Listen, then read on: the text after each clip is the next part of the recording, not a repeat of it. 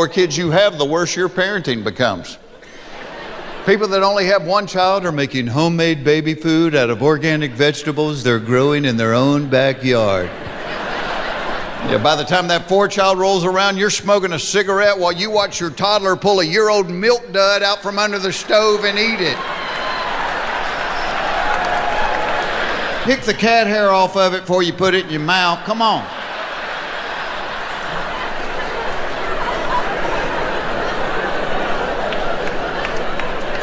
Fact of life, out of all the dinosaurs, the Tyrannosaurus Rex was the meanest because his arms were too short to reach his wiener.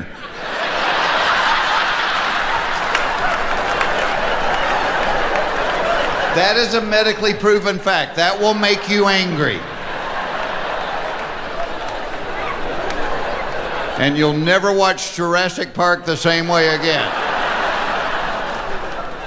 Fact of life, if you're driving down the interstate and you come up behind that old pickup truck that has like 13 wooden pallets stacked in the back and they're held together by like 2 ratty bungee cords, we all say the same prayer. Dear God, do not let those bungee cords break until I get around this guy. What happens to them, we don't really worry about, but I need to get around him.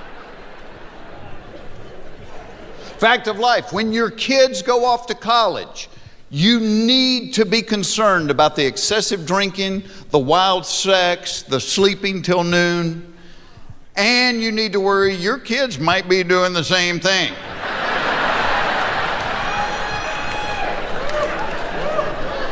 Fact of life, 100% of the black men that shave their heads look really cool. 50% of the white guys that shave their heads look like they just murdered their parents. And you're thinking of somebody right now, aren't you?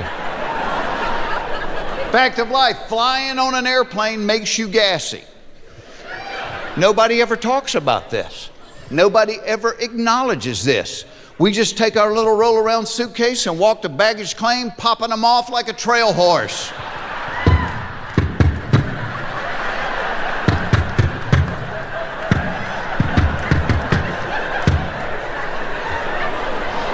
Okay, let me tell you what makes me feel better. When I write this stuff, I don't know if it's just me or not. But when you laugh like that and start punching each other, I know there's others in the club. And I think that's why TSA is always in such a bad mood, by the way.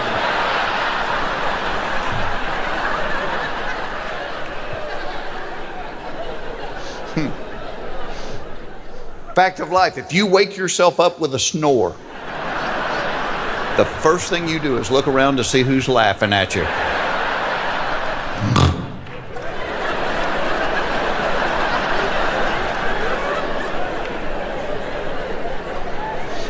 Fact of life, when your wife or girlfriend gets tipsy, there is a very fine line between her talking dirty to you and sleeping like a hibernating bear. And by fine line, I mean about half a sip. You wait till we get home tonight, mister. I'm gonna tear you up.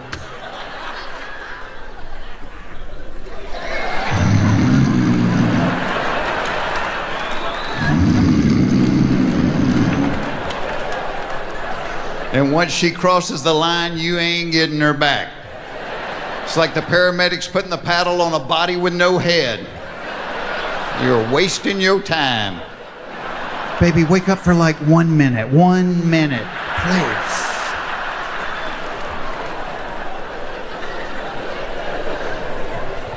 Fact of life, women always have more questions than men have answers to. Great example of this. 6, 7 months ago, I get a text one day. The text says, please pray for Tom. He was in a bad wreck. I walk into the kitchen where my wife is. I said, hey, I just got a text that said, please pray for Tom. He was in a bad wreck.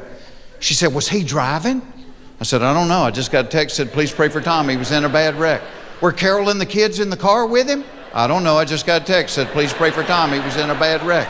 Were the people in the other car hurt? I don't know. I just got a text that said, please pray for Tom. He was in a bad wreck. What hospital did they take him to? I don't know. I just got a text that said, please pray for Tom. He was in a bad wreck. She said, well, you don't know anything. What do you know? I know you need to pray for Tom. I just got a text, said he was in a bad wreck.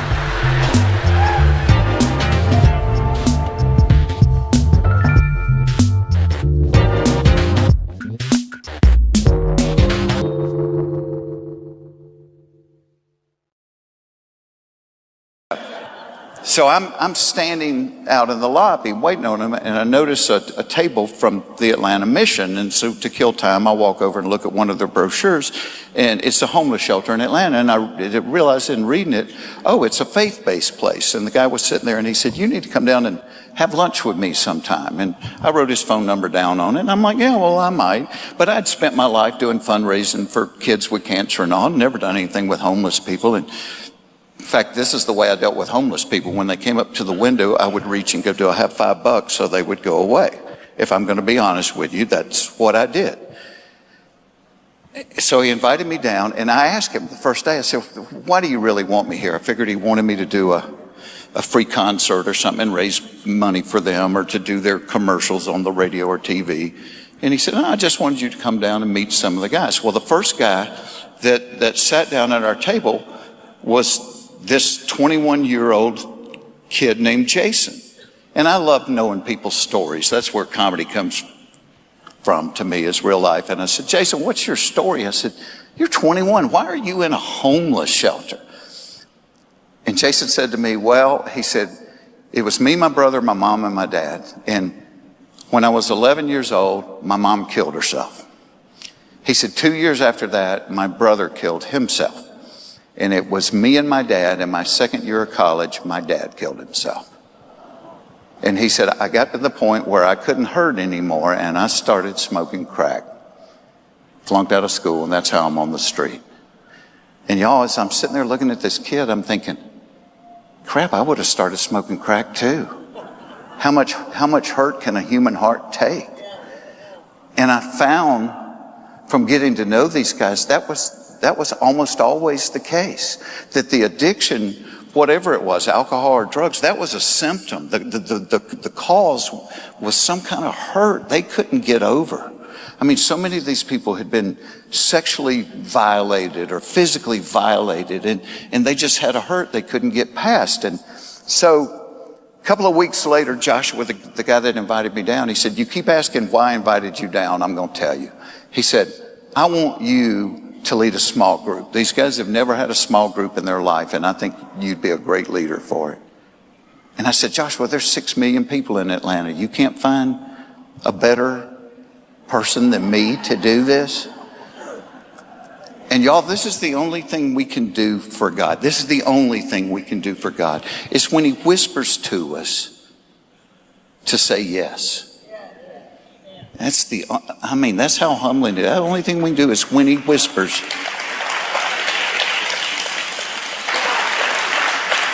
And God doesn't yell. I was reading a verse the other day, said there was a great earthquake, and then there was a great fire, and then there was a still quiet voice. That's God.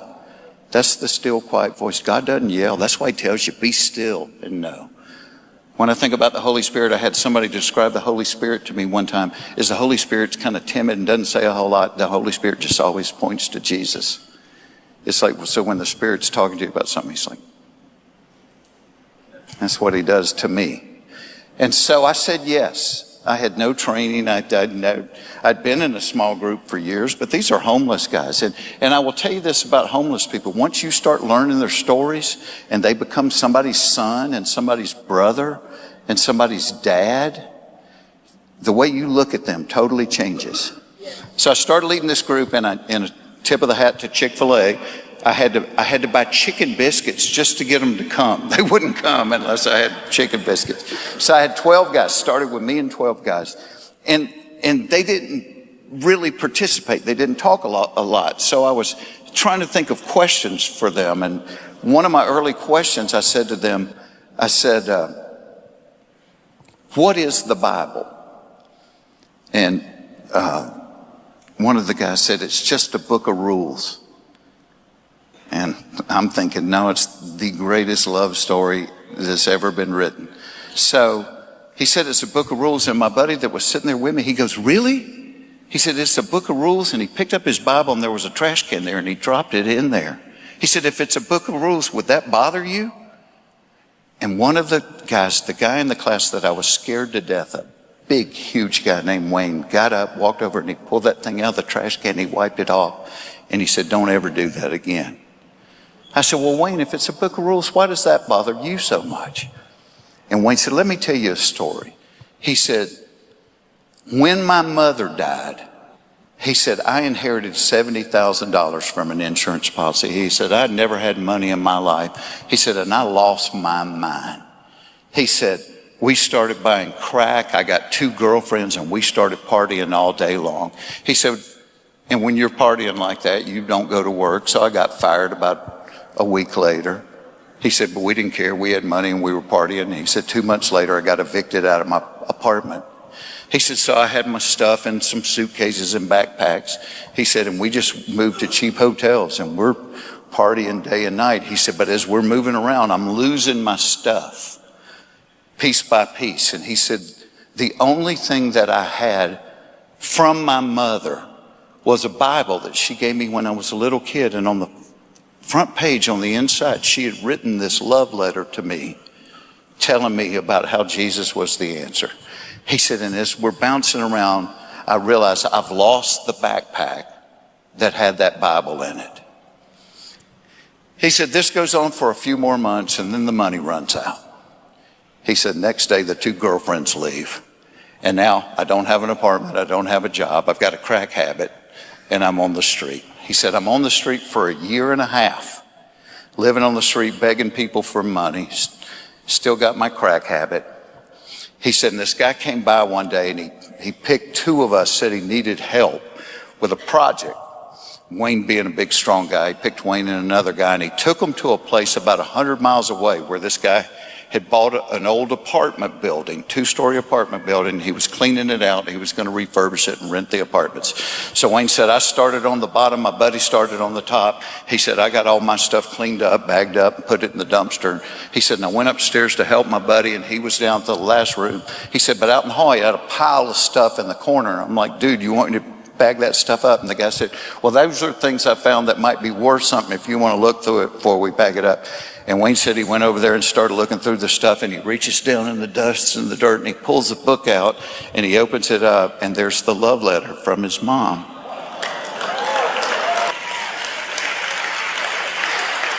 It's his Bible. A year later, year and a half later, and 100 miles away.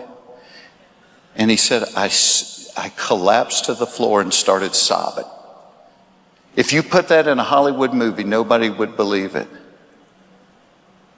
And he said, I figured if God was going to chase me that hard, I would finally quit running.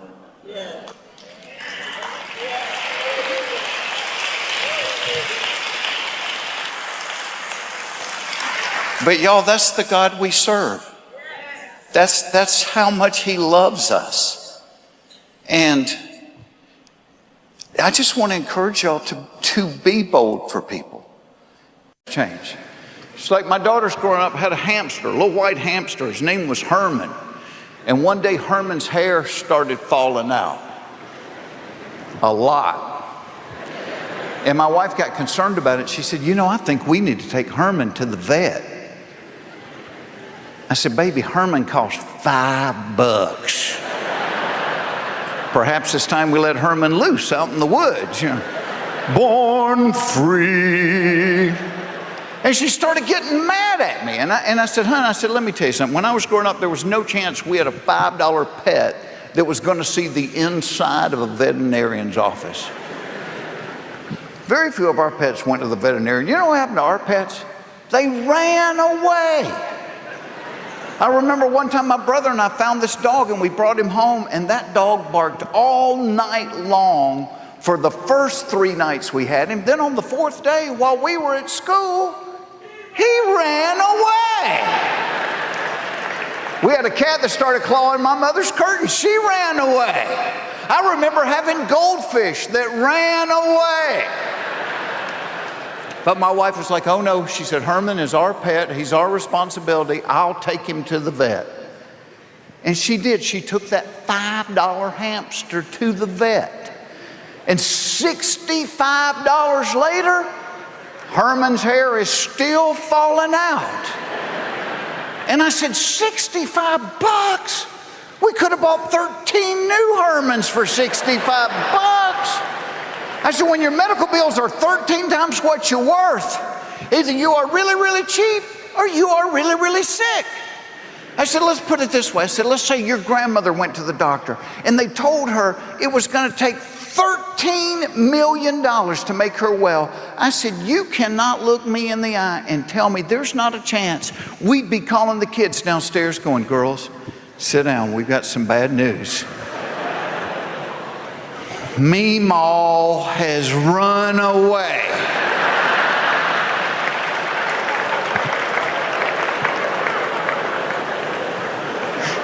It's one of those people starting to laugh at it, then they feel bad about laughing at it.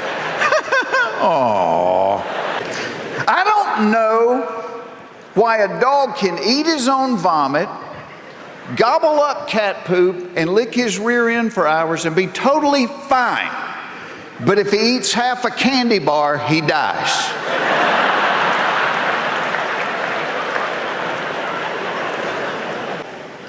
I don't know why cats never throw up in the daytime. Cats wait until you are lying in bed, almost asleep, and then from somewhere in your home you hear,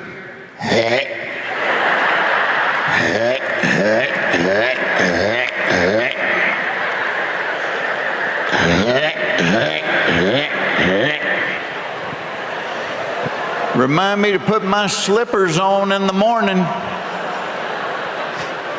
And you do want to put your slippers on, because you find that with your bare foot, you don't need coffee, because you are awake and looking for a cat.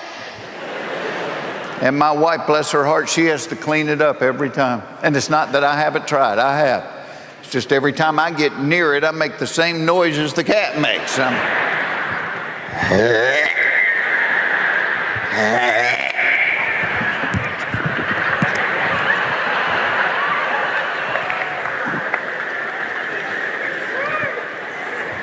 If you are trying to get to the bathroom in an emergency situation, it is not a wise idea to unbutton your pants in transit in the effort to save a couple of seconds. Because the muscles that guard the floodgates will interpret the unbuttoning as the signal to abandon their post. And the 2 seconds you saved on the button are nullified by the hour and a half you spend mopping and doing laundry. And you only learn that the hard way. Google won't tell you that. Fact of life, time intensive. Here's what I'm talking about. You eat it too soon after you pour the milk on, and you will rip the roof of your mouth to shreds. You wait too long after you pour the milk on, and the captain will put a film on your teeth a wire brush can't get rid of. Google won't tell you that. Fact of life. Flying on an airplane makes you gassy. Nobody ever acknowledges this. Nobody talks about this. No, we just all take our little roll-around suitcase and walk to baggage claim, popping them off like a trail horse.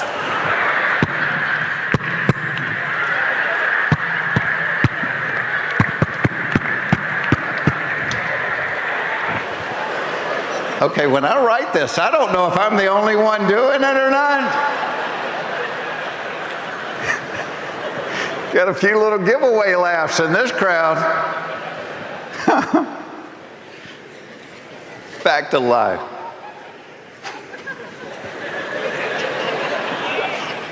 Who is that? I'm not flying with you.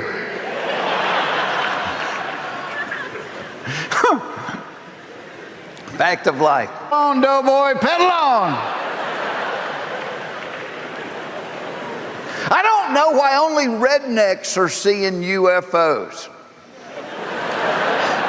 And here's the thing, you got to discount 90% of that stuff right off the top. Like my Uncle Jerry swore they had crop circles in their yard.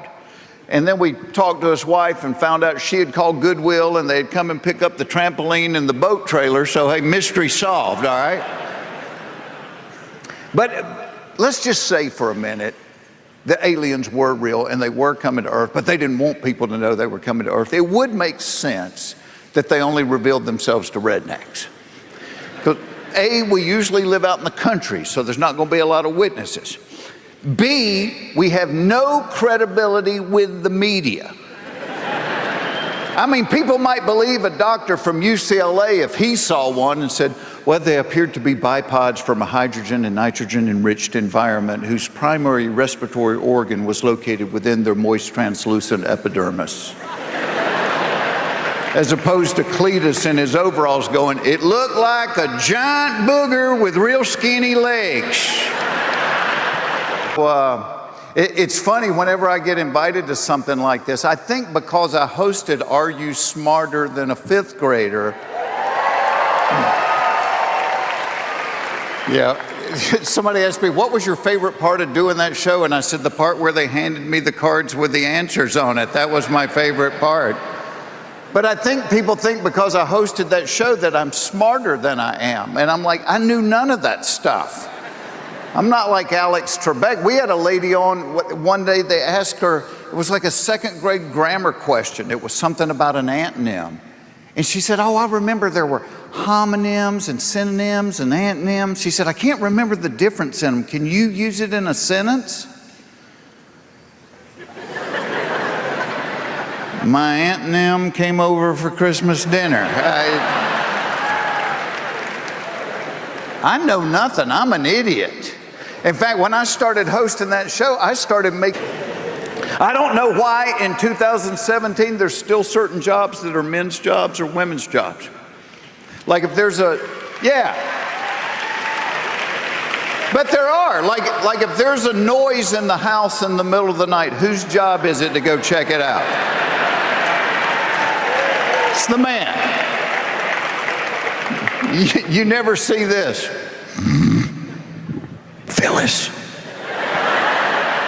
Phyllis, run downstairs, see what that noise was. Hey, bring me back a piece of chicken, okay? No, if there's a noise in the house in the middle of the night, it's the man checking it out. In his underwear, carrying a baseball bat. Because that is the official uniform of suspicious noises, underpants and a baseball bat. Don't know what we're hoping to find, some guy in the living room in his underwear with a ball. Yeah.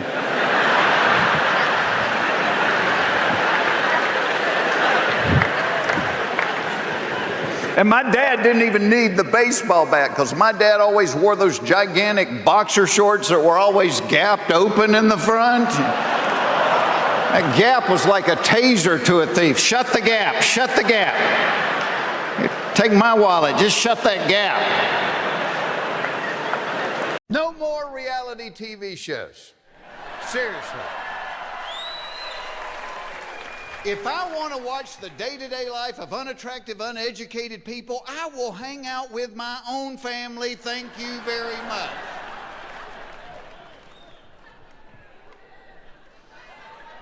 No more breast reduction surgeries. I mean, why should I be penalized just because your back hurts? Come on.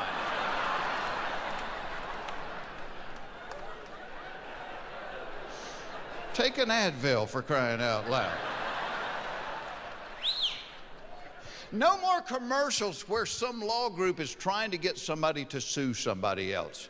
We are the most sue-happy nation on earth, which is why our car insurance is so expensive, which is why our medical insurance is so expensive, all the lawsuits. And it started with cars. Have you been in a car accident? Do you know someone that's been in a car accident? Have you ever heard about a car accident? Now it's everything. Has a woman with a vaginal mesh implant given you the prescription drug fen-phen, which caused you to develop mesothelioma? If so, you could be owed billions. I just remember that happened to me last summer. Yes, sir. Captain Crunch is the most time intensive. Here's what I'm talking about. You eat it too soon after you pour the milk on, and you will rip the roof of your mouth to shreds. You wait too long after you pour the milk on, and the captain will put a film on your teeth a wire brush can't get rid of. See, when it comes to technology, my wife and I laugh about this because we're in our mid-50s, and my wife says we are the bologna in the technology bologna sandwich. We're right in the middle because our parents can't text and our children can't write. My kids don't even think you need to study. They're like, Dad, if you want to know something, you just Google it. And to a point, they're right. I mean, when I was growing up, if you were watching TV and somebody said, what was that guy in? You'd go, well, he looks familiar. That was it. Now you're watching TV, somebody goes, what was that guy in? Somebody goes, he was the janitor on Joey. Of course he was.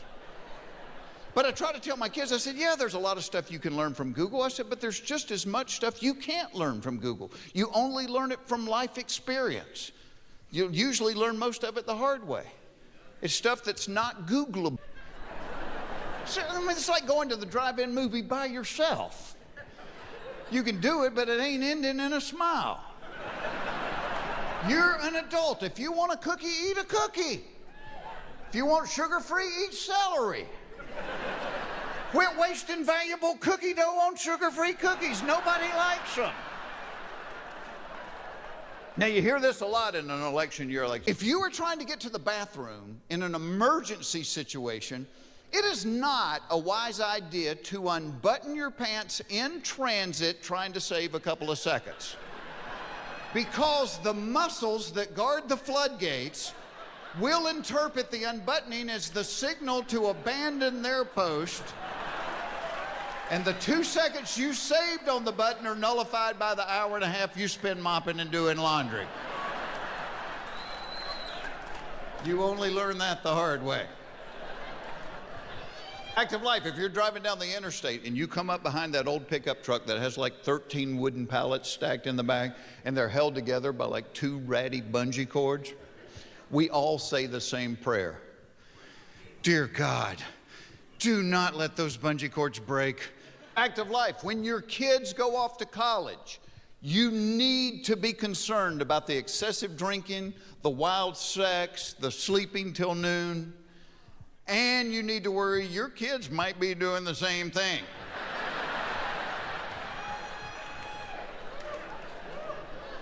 Fact of life, 100% of the black men that shave their heads look really cool. 50% of the white guys that shave their heads look like they just murdered their parents. Fact of life, you can have a wife with long, beautiful hair, or you can be on time.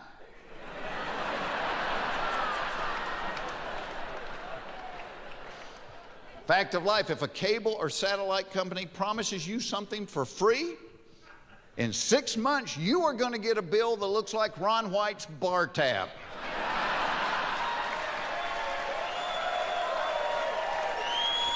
No more parents at Little League games.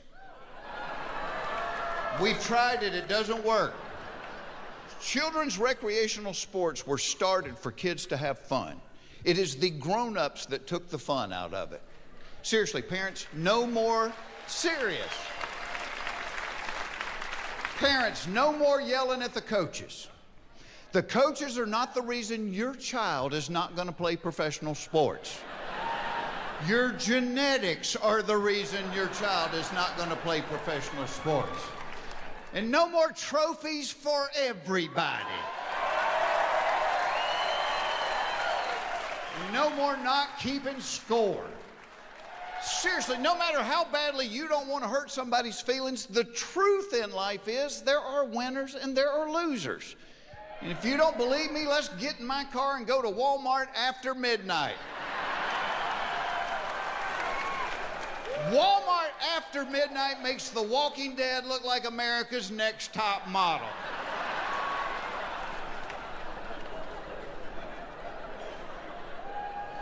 Fact of life, if you wake yourself up with a snore, the first thing you do is look around to see who's laughing at you.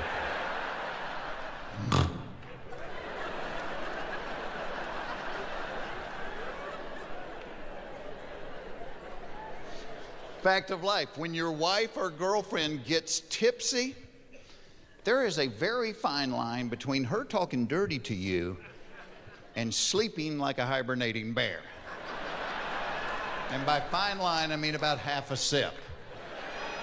You wait till we get home tonight, mister. I'm gonna tear you up.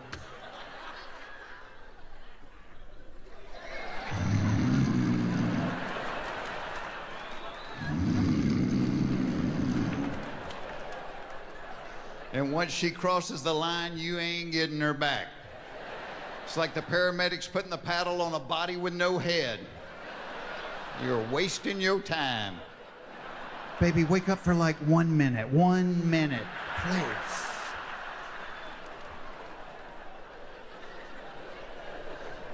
But in conclusion, let me share one comedy road story with you about me.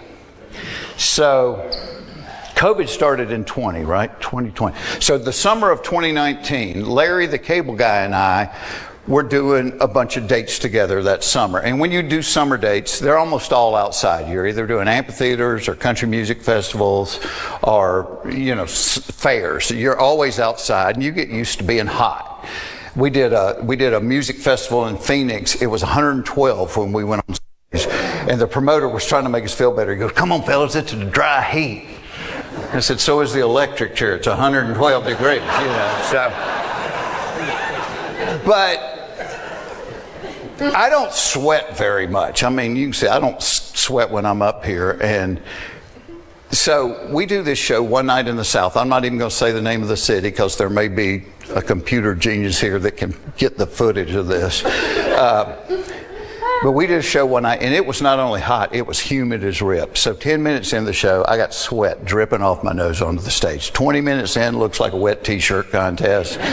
By the end of it, I look like I've been sprayed with a fire hose. I've never sweated this much in my life. And we usually don't eat before a show because it makes you feel kind of sluggish, so we're always hungry, when we get off stage. So I get off stage that night, and I'm in the dressing room, and I'm just pounding Gatorade and water trying to rehydrate. And I hear Larry, the cable guy, coming down the hall, and he slides into my dressing room. He's like, "Hey, let's go eat." And Larry says this a lot. And I usually go because it's fun to watch Larry eat. It's impressive. But I said, "Dude," "not tonight." I said, "I got too hot. I'm not hungry." I said, "I'm just going back to the hotel and going to bed." He's like, "Yeah, right. Come on, let's go eat." I said, "No, I'm not hungry. I got too hot. I'm not kidding with you." He goes, "Are you serious?" He goes, "I cannot wait till you ask me to do something for you." What are you, 9 years old? It's not personal. I got too hot. I'm not hungry. So I got in the van. I got him to take me back to the hotel and got in my room. And probably a lot of y'all make your living on the road. You have your little routine. When I'm on the road, I like it really dark when I sleep. I like it really cold, so I'll turn the thermostat down. But when you're doing stand-up, you're in a different city every night. Every hotel room is different than the day before. So one of my tricks is I always turn the light on in the bathroom, and I'll shut the door. But that way, if I wake up in the middle of the night and I have to go, I can see that light. I know that kind of orients me, and I know where I am. And I usually sleep in my underwear, but this night they're wet. My socks are wet. I've sweated that much, and I'm like, I'm not sleeping in wet underwear, and I told you I only packed 3 pairs, So I just peel them off, and I flop in the bed naked, and I'm out. Well, I wake up about 1:30 in the morning, and I really, really have to pee, probably from all the Gatorade and the water. And any guy over 40 knows what I'm talking about. You have to pee too much to go back to sleep. You can't go back to sleep, but you don't really want to wake up. You just want to get it done and get back in the bed. So I get up and got my eyes half open. I see the light, and I walk in there. Well, as soon as the door closes, I realize I'm in the hall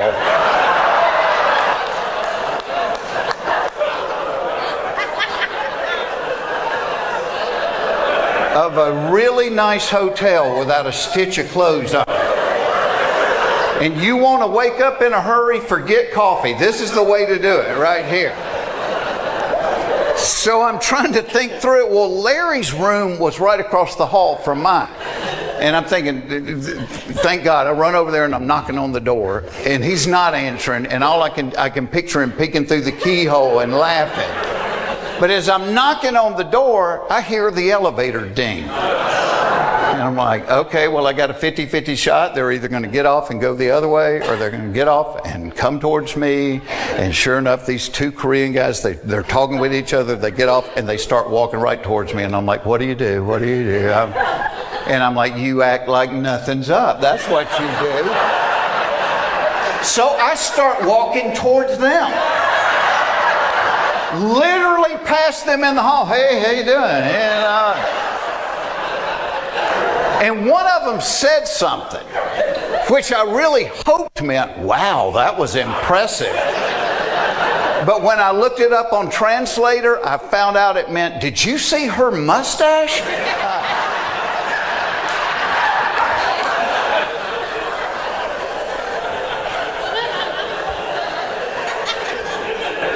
So I know I can't get on the elevator. I know elevators have security cameras, and I'm thinking, you realize the power of prayer. And I know it firsthand in my life, because not long ago, my mother's flip phone finally broke. We've been praying for that 14 years, so don't give up. Things will happen on God's time. And so we ended up getting my 86-year-old mother her very first iPhone. And if you were to say to me tonight, hey Jeff, would you rather teach your mother how to text or teach your dog how to wipe his butt? I would say, hand me the toilet paper. Let's give that a shot. Teaching my 86-year-old mother to text has been a little bit of a challenge. And my daughters, bless their heart, they're texting her, trying to encourage her and everything. And she called me not long ago. She goes, I have a question. I said, what is it, Mom? She goes, what is low? I said, Mom, I have no idea what you're talking about. She said, Jewel sent me a text, and at the end of it, it said low. I said, how you spell it, Mom? She said, LOL. I said, that's not low. I said, that's laugh out loud. I said, what young people do, since they text so much, instead of typing everything out, they'll just use the initials. So IDK is I don't know, OTW is on the way. I said, that's how they do it. Oh. A few weeks ago, I get a text one night from my mother.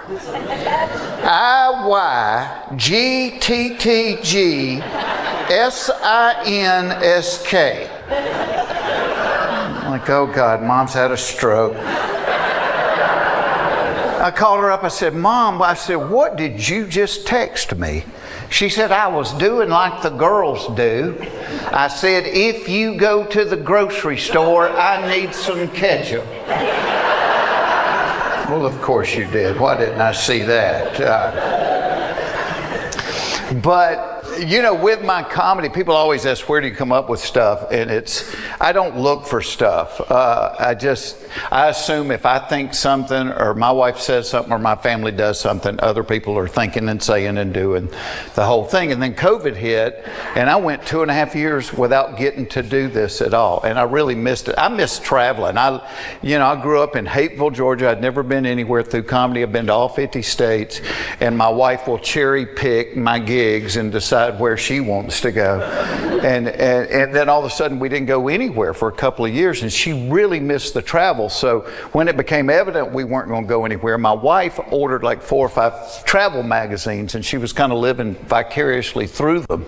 So one night I'm sitting around the house and I'm flipping through one of those magazines, and I saw an article in there that was written by a woman trying to teach other women how to pack for a 10-day trip using only a carry-on suitcase. Let me repeat that. A woman packing for 10 days using only a carry-on suitcase. And I thought, what woman is she talking about? Barbie? My wife couldn't pack for a nudist colony in a carry-on suitcase. And now the airport only lets you take 1 carry-on. Well, if I'm with my wife, she has 2, and I have whatever I can fit in my pockets. But I thought it was interesting because we live in a world where people try to make everything you say sexist. I thought the article was interesting because it was only written to women. She didn't say men. Because I think men could you do 10 days in a carry-on? I could. You might be burning the socks and the underwear, but I could do it. Because I think most men pack like I do. This is the way I pack. I go in my closet and I think, okay, I'm going to be out 3 days. 3 days means 3 pairs of socks, 3 pairs of underwear, 3 shirts, another pair of blue jeans in case I spill something on these, toothbrush, razor blade, ready to go. 10 seconds of well thought out packing. That's how I pack. Now, when I go on vacation with my wife, and let me say this up front, I love being on vacation with my wife. Because my wife is a lot more friendly on vacation than she is at home. Something about having numbers on the door improves her attitude. Same woman that won't look at me twice at home, you get numbers on the door, she is hanging the trapeze before the bellhops to the ice machine. Love being on vacation with this girl. It's getting to vacation that is the problem. Because it takes her longer than 10 seconds to pack. In fact, it takes her days to pack. And I finally figured out why. It's because she has outfits. Not a man in this room has an outfit. My wife's got an outfit for the airport. This is my airport outfit. Doesn't bind, doesn't cling. Shoes are easy on, easy off through security. I love this airport outfit. She has an outfit picked out for every single day we are going to be gone, plus additional outfits in case we go out somewhere nice to dinner. She's got sleepwear, swimwear, exercise wear, lounge around wear. So there's a ton of clothes that have a shot at making her vacation team. So what she will do is about 3 days before we're supposed to leave, she'll start pulling clothes out. And she'll lay them on the bed like flat Stanley mannequins. And she just stares at them.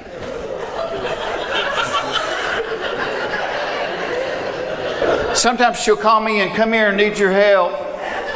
Okay, I am down to these 2 outfits. Which one do you like the best? One on the left. Are you kidding me?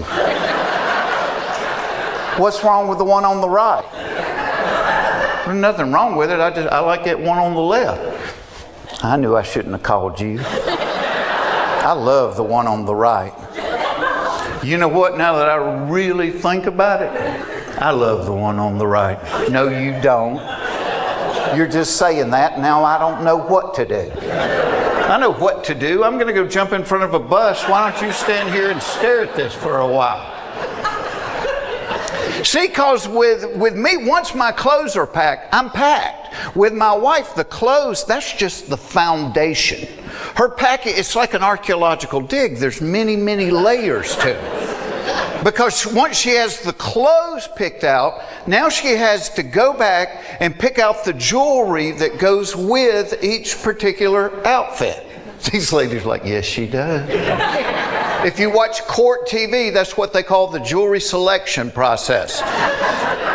Next level is the shoes. He just got the jewelry selection process. I can take as much time as you need, honestly.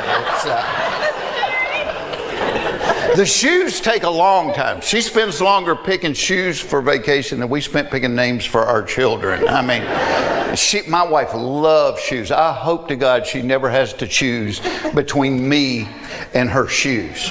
Because I can see the surgeon going, well, Miss Foxworthy, we can save Jeff's life. But in order to do it, you would have to get rid of all of your shoes.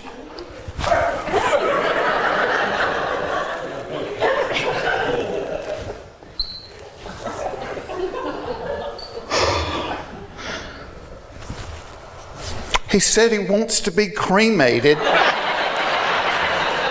I'm going to need some new shoes for that ceremony. Next level is the electronics, because one time we went somewhere and the hotel didn't have a hairdryer. Well, that was a world crisis. So now my wife never packs a suitcase without packing a hairdryer. But then she'll pack a hair curler and a hair straightener. I'm like, they cancel each other out. Then she packs that lighted makeup mirror where one side has 12 times magnification. Nobody needs to look at their face magnified 12 times. At 12 times magnification, a wrinkle looks like an irrigation ditch. A blackhead looks like a manhole cover. And God forbid she find a chin hair. You're not getting a girl out of the room that sees something on her chin that looks like the anchor rope to a battleship. I'm telling you that right now. Do you know I've never ever looked at my face in the 12 times magnification mirror. All right, to be completely honest, a couple of times I did get out of the shower and I paused in front of it just for a minute.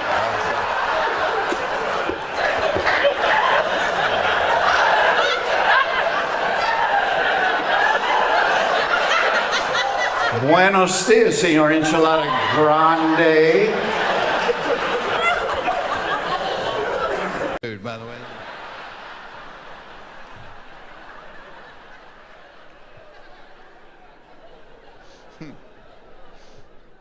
Fact of life, if you wake yourself up with a snore, the first thing you do is look around to see who's laughing at you.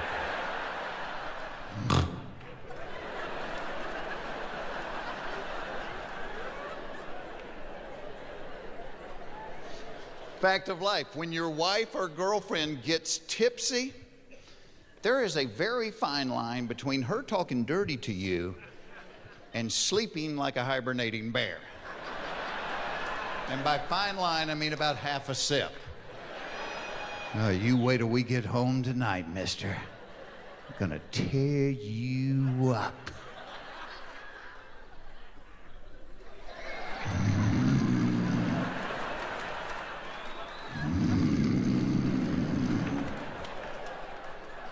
And once she crosses the line, you ain't getting her back. It's like the paramedics putting the paddle on a body with no head. You're wasting your time. Baby, wake up for like 1 minute. 1 minute, please.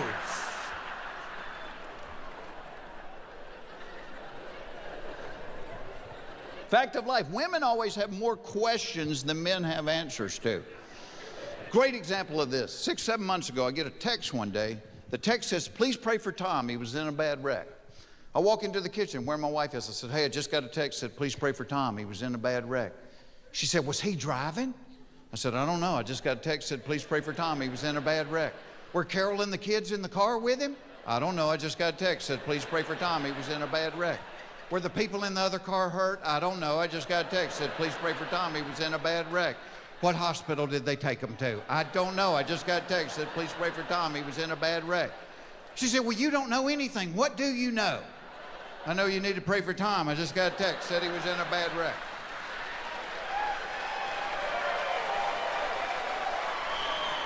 That's all I got. I ain't holding anything back. That's it. People pointing at each other here. Women have questions. I remember last year we had these friends going through a rough spot in their marriage, so my wife told me she wanted me to go play golf with him to find out what's going on. 8 hours later, I come home, she's waiting. Well, I said, well, we got to the golf course and we went to the driving range first, so we're sitting there hitting balls, and I say to him, I said, so how are things at home? And he said, ugh. That's my report. You didn't ask him anything else? No, we started talking about football after that. She's like, how can men be so emotionally unattached?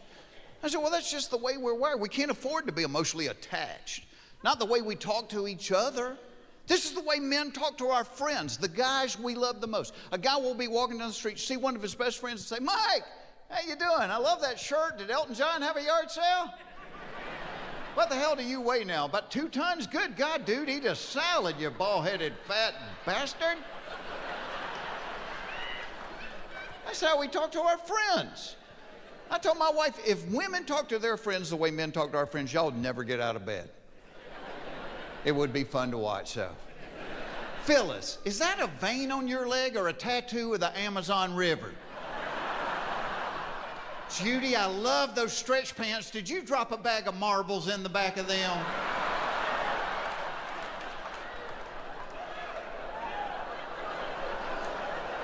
The stretch pants are like George Washington. They cannot tell a lie. Fact of life, you'll listen much more closely to a butt dial than you will an actual phone call. When somebody butt dials me, I will stay on the phone like 10 or 15 minutes trying to catch them doing something. It's only paid off one time. I got a buddy named Perk. He's a carpenter. He wears this phone on a clip on his belt, so anytime he puts his hands on his hips, he butt dials somebody. So one day Perk butt dials me, and I don't have anything to do, so I'm just listening to him. And I can hear him walking around, and I hear a door open, and I hear a door close. Well, then I hear a lid go up. Being the mature adult I am, I go running down the hall, I find my wife, I'm like, Perk's peeing, Perk's peeing, Perk's peeing. Put it on speakerphone. Me and my wife sit there and listen to my buddy urinate. Halfway through it, we heard. My wife starts laughing so hard she wet her pants, which I think is God's way of saying, verily, verily, do not listen to thee that butt dial ye.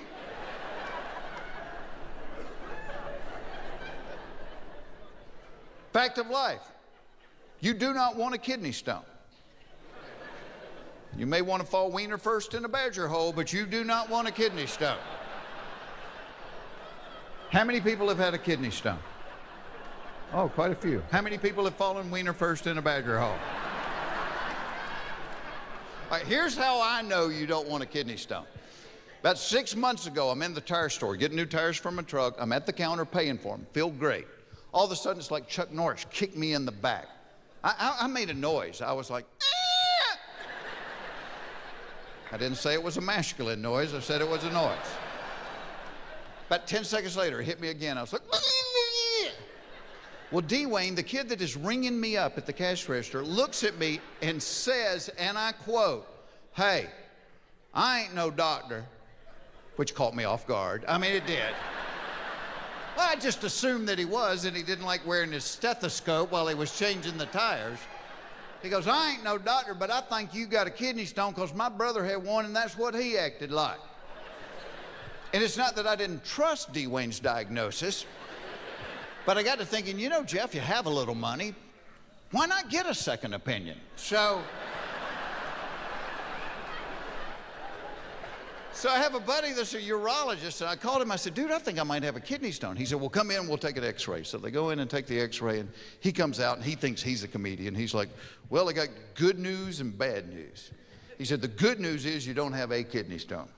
Bad news is you have 5 of them, and one of them is huge. Well, he then proceeds to give me an anatomy lesson. He said the stones form in the kidneys. He said they don't hurt when they're there. He said, but from the kidneys, they pass through a tiny tube called the ureter down to the bladder. And he said a big stone can be 5 or 6 times wider than the ureter. And the word stone, they need to rename it. It's misleading, because when you hear stone, you think smooth river rock, gently tumbling. A kidney stone looks nothing like that.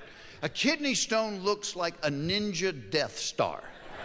It's got spikes and claws and blades and hooks, so it's not sliding anywhere. It is cutting through nerves and muscles and blood vessels. And he said passing a big one was the equivalent of trying to get a porcupine to walk backwards through a garden hose. So you could see where there might be some discomfort.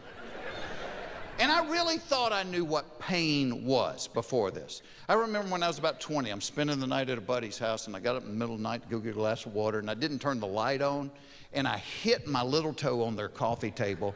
I broke it 90 degrees sideways, knocked the nail completely off. I laid in the floor and said the F word 148 times in a row. Next to a kidney stone, that made that seem like a bubble bath with Jennifer Aniston. See, and the thing only hurts when it moves. You just never knew when it was going to move. I mean, you'd feel great. You'd be talking to people. People are like, Jeff, what are you working on? I'm like, well, I was just out in L.A. filming some more of the American Bible Challenge. Oh, God. Oh, Jesus. Hold my hand. Help me, Jesus. They're like, boy, he takes that show seriously, doesn't he? But the pain was nuts. I read online doctors that say it's the equivalent of a woman giving birth with no meds. Any women here given birth and had a kidney stone? And both. You've had both. Which one was worse? Giving birth. What about you? Giving birth. Here's my argument as defense attorney for the kidney stone. A year or two after having a baby, a woman will say, you know what, I'm about ready to have another child. You never hear a man say, well, I've about quit puking and crying. I think I'll drink a case of Coca-Cola and see if I can't work up another kidney stone. And when my doctor saw the big one, he immediately started writing me a prescription for Percocet. And I hardly ever take aspirin. I'm like, dude, you're wasting your time. I am not taking Percocet. Oh, you skinny mustache, bow-legged boy. When that thing started moving, I was eating Percocet like they were peanut M&Ms. I went from being Dr. Oz to Keith Richards in 3 seconds. And one night the pain was so bad, I'm telling you, I told my wife, I said, you got to take me to the hospital. The Percocet's not making a dent in this. So she drops me off there at the emergency room and she goes to park the car and I walk in and I walk up to the desk and the nurse said, so what's wrong with you? And I said, I have a kidney stone. And she kind of laughed. She goes, well, you're going to be waiting a long time tonight, hon. I said, no, ma'am, you don't understand. I said, I am in the worst pain of my life. She said, well, you just feel like you're going to die, but you're not. And I said, boy, you don't have a lot of sympathy, do you? She said, oh, you're looking for sympathy. Baby, that is in the dictionary between shit and syphilis. She said that. I looked it up later. She's right. I mean, it is. But she just hands me the clipboard to fill out. So I go in the waiting room. I sit down next to a guy that's got a knife in his head. He's got a knife sticking in his head. I'm like, oh my God, were you in a fight? He said, no, I have a kidney stone. I did this to myself trying to get to the back there.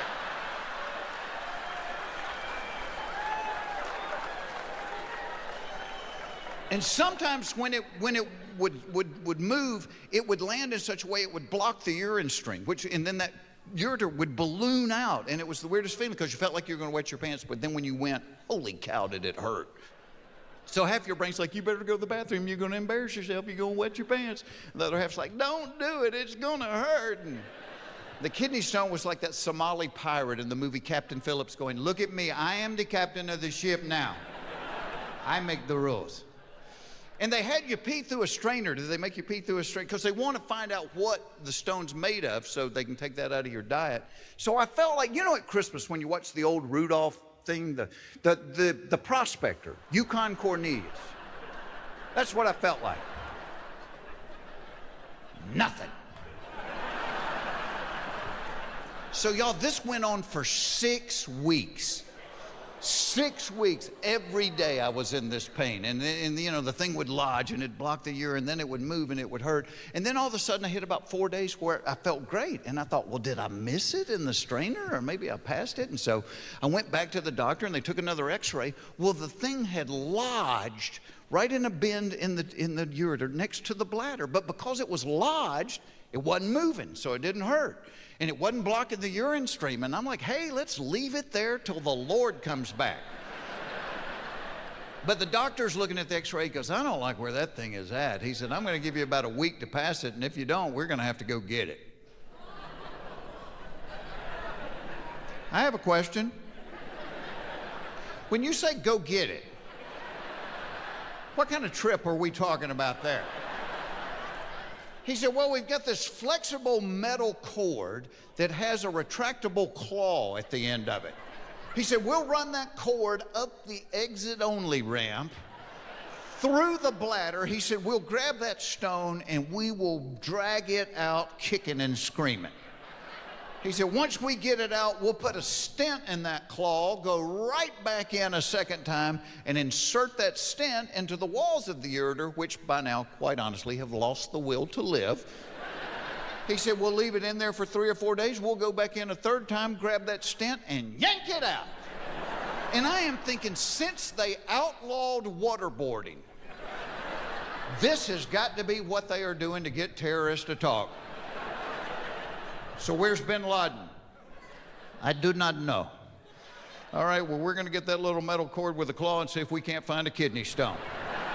Oh, you sons of the beaches.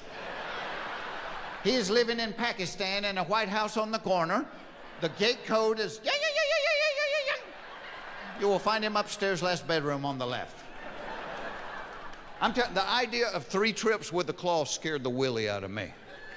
I'm like, I'll do anything to avoid this. So I read online, they said cranberry juice might help you pass one. I'm guzzling it. I am jumping on the trampoline. I am doing anything to get rid of this stone and avoid the claw.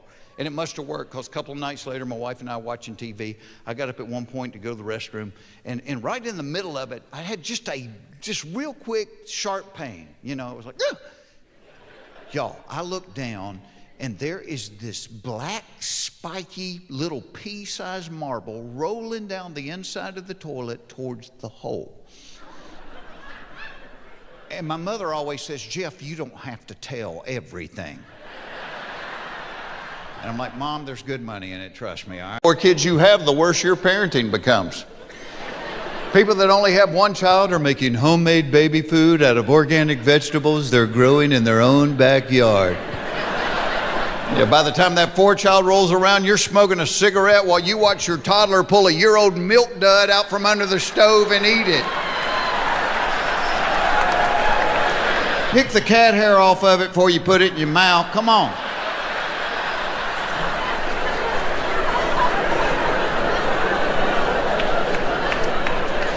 Fact of life, out of all the dinosaurs, the Tyrannosaurus Rex was the meanest because his arms were too short to reach his wiener.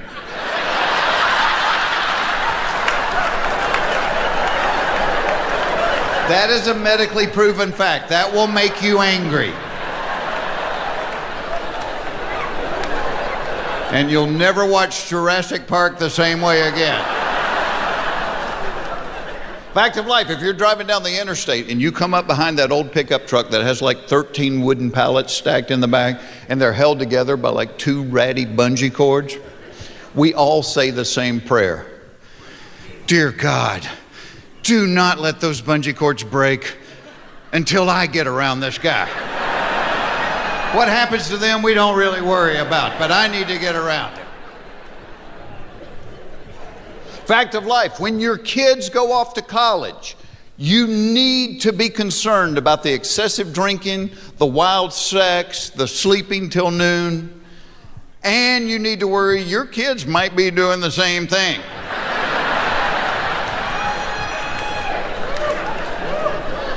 Fact of life, 100% of the black men that shave their heads look really cool. 50% of the white guys that shave their heads look like they just murdered their parents. And you're thinking of somebody right now, aren't you? Fact of life, flying on an airplane makes you gassy. Nobody ever talks about this. Nobody ever acknowledges this. We just take our little roll-around suitcase and walk to baggage claim, popping them off like a trail horse.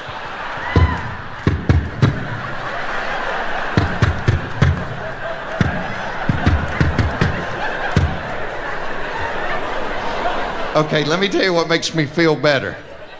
When I write this stuff, I don't know if it's just me or not. But when you laugh like that and start punching each other, I know there's others in the club. And I think that's why TSA is always in such a bad mood, by the way.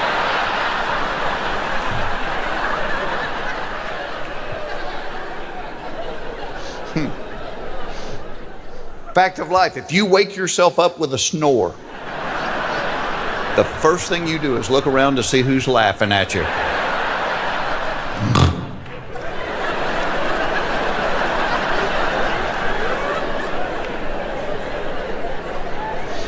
Fact of life, when your wife or girlfriend gets tipsy, there is a very fine line between her talking dirty to you and sleeping like a hibernating bear. And by fine line, I mean about half a sip. Oh, you wait till we get home tonight, mister. I'm gonna tear you up.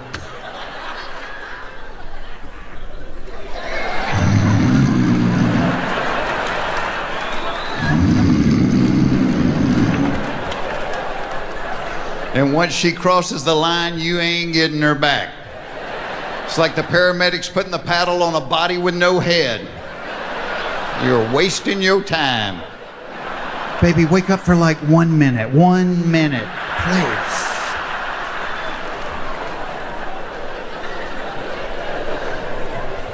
Fact of life, women always have more questions than men have answers to. Great example of this. 6, 7 months ago, I get a text one day. The text says, please pray for Tom. He was in a bad wreck.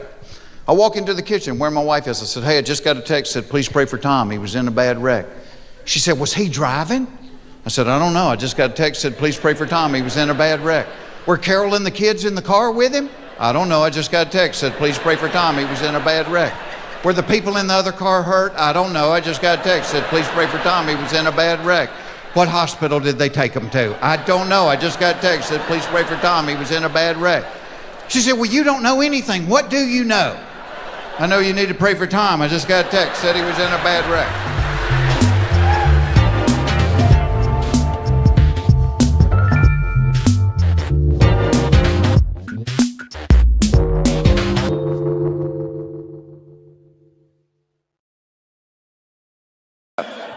So I'm standing out in the lobby waiting on him, and I notice a table from the Atlanta Mission. And so to kill time, I walk over and look at one of their brochures, and it's a homeless shelter in Atlanta. And I realized in reading it, oh, it's a faith-based place. And the guy was sitting there, and he said, you need to come down and have lunch with me sometime. And I wrote his phone number down on it, and I'm like, yeah, well, I might. But I'd spent my life doing fundraising for kids with cancer and all. I'd never done anything with homeless people. And in fact, this is the way I dealt with homeless people. When they came up to the window, I would reach and go, do I have $5? So they would go away. If I'm going to be honest with you, that's what I did. So he invited me down, and I asked him the first day, I said, why do you really want me here? I figured he wanted me to do a free concert or something and raise money for them, or to do their commercials on the radio or TV. And he said, no, I just wanted you to come down and meet some of the guys. Well, the first guy that sat down at our table was this 21-year-old kid named Jason. And I love knowing people's stories. That's where comedy comes from to me, is real life. And I said, Jason, what's your story? I said, you're 21. Why are you in a homeless shelter? And Jason said to me, well, he said, it was me, my brother, my mom, and my dad. And when I was 11 years old, my mom killed herself. He said, 2 years after that, my brother killed himself. And it was me and my dad. In my second year of college, my dad killed himself. And he said, I got to the point where I couldn't hurt anymore, and I started smoking crack. Flunked out of school, and that's how I'm on the street. And y'all, as I'm sitting there looking at this kid, I'm thinking, crap, I would have started smoking crack too. How much hurt can a human heart take? And I found from getting to know these guys, that was almost always the case. That the addiction, whatever it was, alcohol or drugs, that was a symptom. The cause was some kind of hurt they couldn't get over. I mean, so many of these people had been sexually violated or physically violated, and they just had a hurt they couldn't get past. And so a couple of weeks later, Joshua, the guy that invited me down, he said, you keep asking why I invited you down, I'm going to tell you. He said, I want you to lead a small group. These guys have never had a small group in their life, and I think you'd be a great leader for it. And I said, Joshua, there's 6 million people in Atlanta. You can't find a better person than me to do this? And y'all, this is the only thing we can do for God. This is the only thing we can do for God. It's when he whispers to us to say yes. That's how humbling it is. The only thing we can do is when he whispers.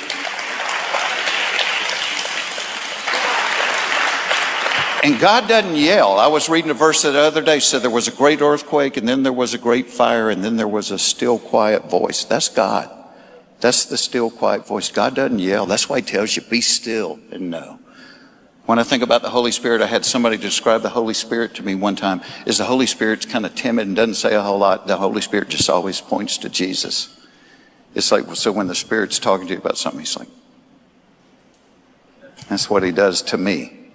And so I said yes. I had no training. I'd been in a small group for years, but these are homeless guys. And I will tell you this about homeless people. Once you start learning their stories and they become somebody's son and somebody's brother and somebody's dad, the way you look at them totally changes. So I started leading this group, and in a tip of the hat to Chick-fil-A, I had to buy chicken biscuits just to get them to come. They wouldn't come unless I had chicken biscuits. So I had 12 guys, started with me and 12 guys. And they didn't really participate. They didn't talk a lot. So I was trying to think of questions for them. And one of my early questions, I said to them, what is the Bible? And one of the guys said, it's just a book of rules. And I'm thinking, no, it's the greatest love story that's ever been written.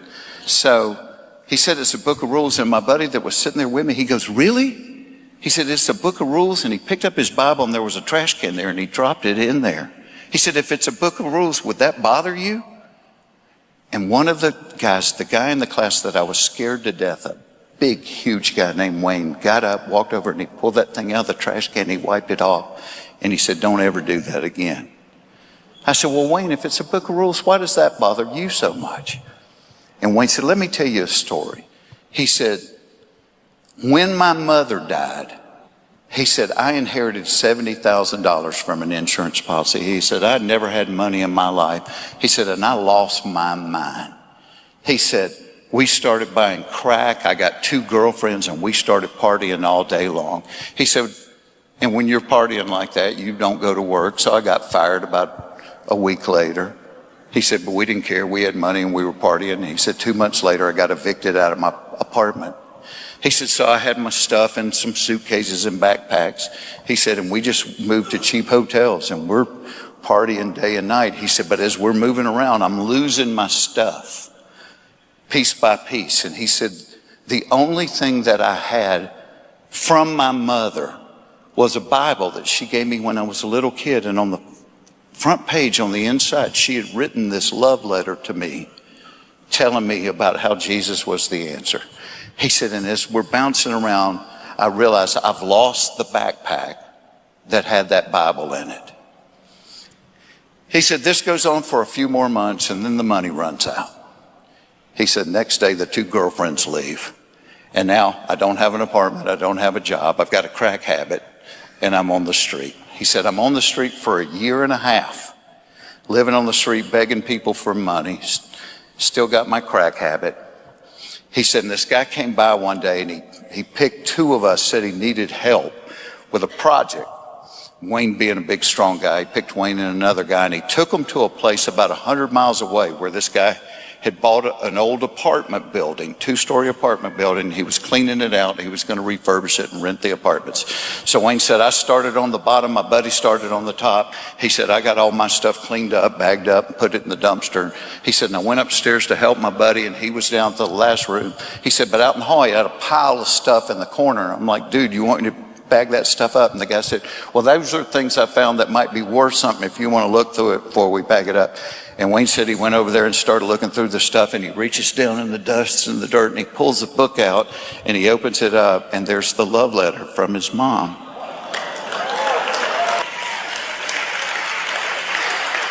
It's his Bible. A year later, year and a half later, and 100 miles away. And he said, I collapsed to the floor and started sobbing. If you put that in a Hollywood movie, nobody would believe it. And he said, I figured if God was going to chase me that hard, I would finally quit running.